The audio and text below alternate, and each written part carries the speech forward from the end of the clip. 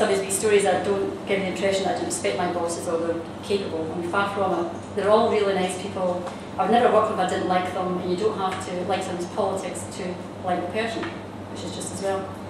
But when it came down to it, we're all the same team working to the same end for Scotland, even down in Westminster. And nothing confirmed this more when I was private secretary to a Conservative minister, and we used to come down to Westminster every week for about 4.5 years, to the House of Commons. Our office is called Dover House. I don't know if you know Dover House in London. It's right in the middle of Whitehall. You've got Cabinet Office on one side, Cabinet Office, you've got Horse Guards Parade on the other, and Horse Guards Parade at the back of you.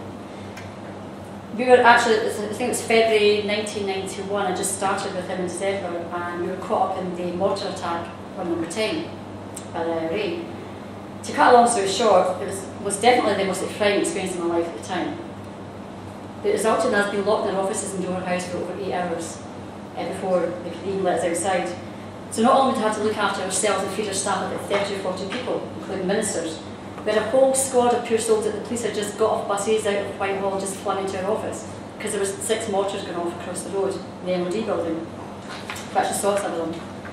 And despite what you read about ministers and their, their fancy cars and their expenses and allowances, none of our guys were divas, that day I can tell you.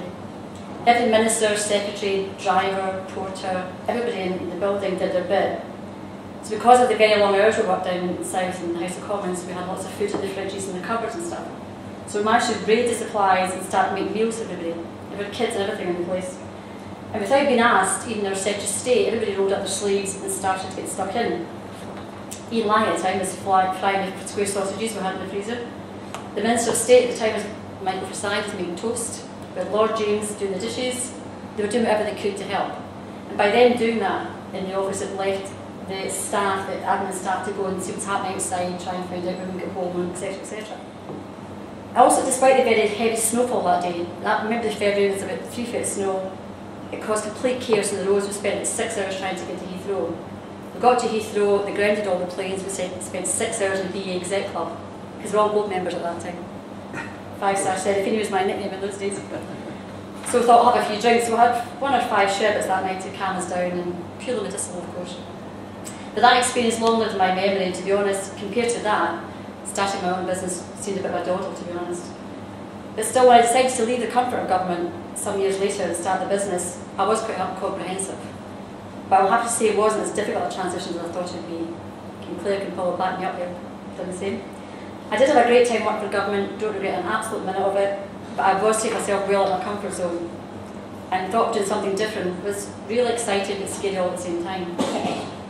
One of the first things I noticed when working in my new business was how much it was like working for my ministers.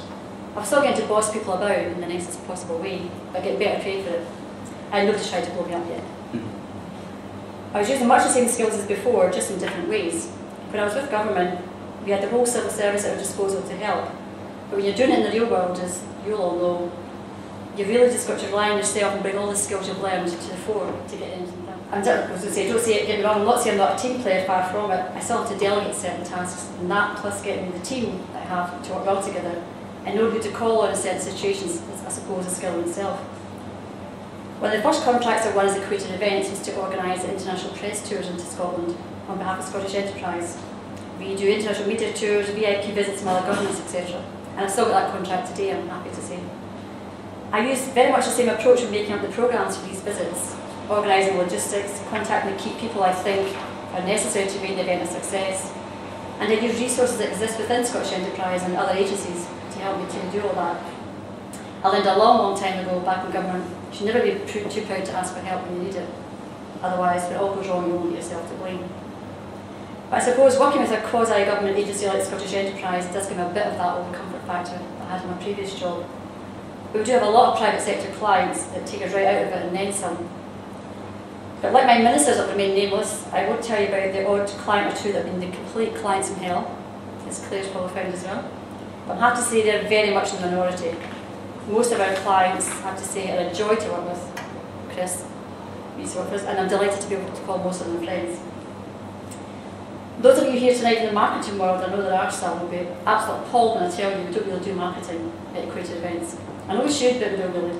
We've got a lot of repeat business, and because I worked in government for so long, I've got a lot of contacts. And these do help. They're great. I mean, word of mouth, I think, is a great marketing tool itself. especially in a small country like Scotland. But it doesn't, I would imagine, or I know it doesn't replace the professional marketing tool. I've also been lucky to have travelled to work with some really great people, travelled all over the world, and had some great experiences. Not all good, right enough. I've met people in most every area of business, public sector, media, and even some showbiz celebs here in Scotland and abroad. I've even met Dolly the Sheep twice when she was alive. God bless her. And as the Scotland on Sunday said when I left government, Serafini leads with arguably the best contact groups in Scotland. Bless them. I've been doing well. I've got that on my website as well. But of course you can't rely on repeat business or contacts, as I said, no matter how good they are, to sustain or grow your business. Business has to constantly evolve if you're to survive, and that's never been more true in this difficult economic climate.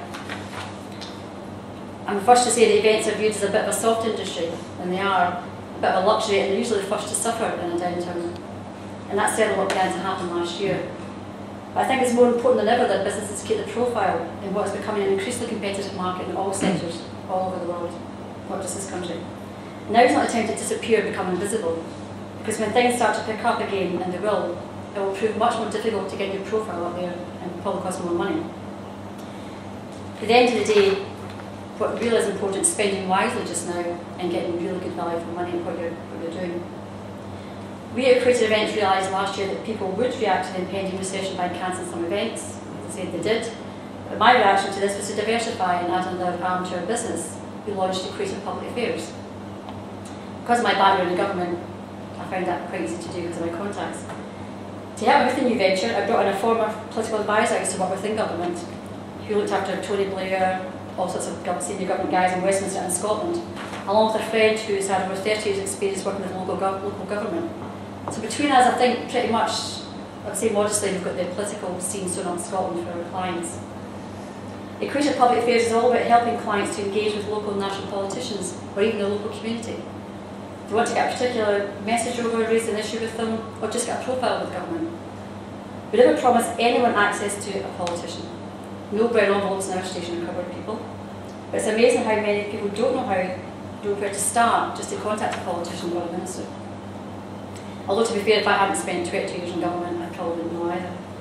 I'm happy to say though, this is all working out pretty well for us so far, touch wood. But we're also taking other measures to help us weather the storm, such as collaborative pitches for business with partners from other agencies. That, again, is working out quite well.